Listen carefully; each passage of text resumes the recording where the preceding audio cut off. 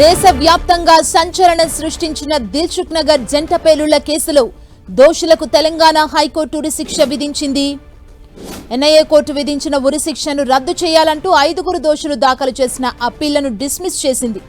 NIA court తీర్పును high court సమర్థించింది. 2013 ఫిబ్రవరి 21న దిల్సుఖ్ నగర్ జంట పేలుళ్లలో 17 మంది మృతి చెందగా 131 మందికి పైగా గాయపడ్డారు. ఈ కేసులో ప్రధాన నిందితుడు మహ్మద్ రియాజ్ భత్కల్ పరారీలో ఉండగా మిగిలిన 5 నిందితులకు ఎన్ఐఏ కోర్టు ఉరిశిక్ష విధిస్తూ 2016 డిసెంబర్ 13న తీర్పు వెలువరించింది.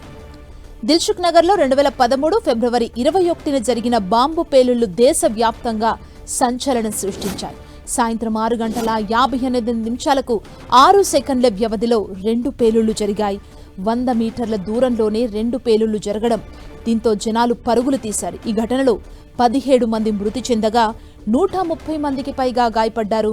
అయితే తీవ్ర గాయాలతో బయటపడిన 78 మంది జీవితాలు కూడా తీవ్రంగా ప్రభావితమయ్యాయి. ఇందులో చేతులు, కాళ్ళు, చెవి భాగం కోల్పోయిన వారు కూడా ఉన్నారు. ఈ జంట పేలుళ్లపై పోలీసులు కేసు నమోదు చేసి విచారణ చేపట్టారు. ప్రధాన నిందితుడు యాసిన్ భత్కల్, రియాజ్ భత్కల్ గా తేల్చారు. ఆ తర్వాత ఈ కేసుని నేషనల్ ఇన్వెస్టిగేషన్ ఏజెన్సీ విచారించింది. విచారణలో 157 మంది సాక్ష్యాలను రికార్డు చేశారు. ఈ దర్యాప్తులో ఇండియన్ ముజాహిద్దీన్ ఉగ్రవాద సంస్థ సహ వ్యవస్థాపకుడు యాసిన్ భత్కల్, రియాజ్ భత్కల్ ప్రధాన నిందితులుగా తేల్చారు. 2013లోనే భారత్ నేపాల్ సరిహద్దులో యాసిన్ భత్కల్ ని పోలీసులు అరెస్ట్ చేయగా మరో ప్రధాన నిందితుడు రియాజ్ భత్కల్ ఇప్పటికీ పరారీలో ఉన్నాడు. వీరిద్దరితో పాటు అసదుల్లా అఖ్తర్, అదేవిధంగా వకాస్, తహసిన్ అఖ్తర్, ఎజాజ్ షేక్, సయ్యద్ మక్బుల్ ఉగ్రవాద నిందితులుగా వీరిని నిర్ధారించారు. ఆ తర్వాత 3 ఏళ్ల పాటు ఎన్ఐఏ ప్రత్యేక న్యాయస్థానంలో జరిగిన విచారణ అనంతరం నిందితులకు మరణశిక్ష పడింది. దిల్సుఖ్ నగర్ బాంబు పేలుళ్ల కేసులో దోషుల్లో ఇండియన్ ముజాహిద్దీన్ ఉగ్రవాది సయ్యద్ మక్బూల్ ఇప్పటికే మృతి చెందారు. యాసిన్ భత్కల్ తిహార్ జైల్లో శిక్ష అనుభవిస్తున్నాడు. మిగతా వారంతా చెర్లపల్లి జైల్లో ఉన్నారు.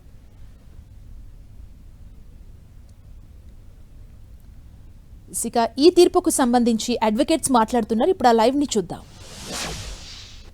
హైకోర్టులో కూడా చాలా సమర్థంగా వినిపించాం. హైకోర్టులో కూడా మాక్సిమం మాకు చేతనైనంత ప్రతి ఎవిడెన్స్ కూడా, ఎందుకంటే చాలా మంది బాధితులు, ముఖ్యంగా చాలా కుటుంబ సభ్యులు చనిపోతే తర్వాత చాలా మంది సీరియస్ ఇంజ్యూరీ అయిపోయి కాళ్లు పోయి చేతులు పోయి రకరకాలైనటువంటి పార్ట్స్, అంటే జీవోత్సవంలాగా బతికేటువంటి వాళ్ళకి నిజంగా ఈ టెర్రరిస్ట్ యాక్టివిటీ అనేటువంటిది వల్ల మనకి జాతి సమగ్రతకి, ముఖ్యంగా జాతి సంబంధించిన నేషనల్ సెక్యూరిటీకి సంబంధించింది. కాబట్టి నేషనల్ ఇన్వెస్టిగేషన్ ఏజెన్సీ ఇక్కడ ఉన్నటువంటి ఆఫీసర్స్, మా విక్రమ్ గారు డిఐజీ గారు, తర్వాత మా అసిస్టింగ్ పబ్లిక్ ప్రాసిక్యూటర్స్ అందరూ కూడా ఇన్ హౌస్ పబ్లిక్ ప్రాసిక్యూటర్. ఇప్పుడు ఈ 5 ఆల్రెడీ వేరే కేసుల్లో విచారణ ఎదుర్కొంటున్నారు, వాళ్ళు బీహార్ జైల్లో ఉన్నారు.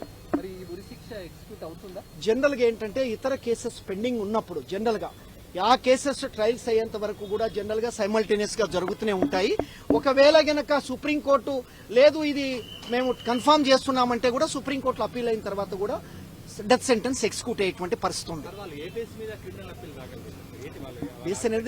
అక్యూజ్డ్ రైట్, ఇప్పుడే మీరే చెప్తున్నారు, అది వాళ్ళ హక్కు అనేటువంటిది. క్రిమినల్ కేసులో శిక్షకి వ్యతిరేకంగా అప్లై చేయడం అనేటువంటిది అక్యూజ్డ్. ఒకవేళ మాకు ఎగెనెస్ట్ ఉంటే మేము కూడా ఫైల్ చేసేవాళ్ళం. ఆర్గ్యుమెంట్స్ అంటే ఇన్నోసెంట్ అని చెప్తారు, వాళ్ళకి సంబంధం లేదని చెప్తారు. ప్రాసిక్యూషన్ అన్ని రకాలుగా మేము 390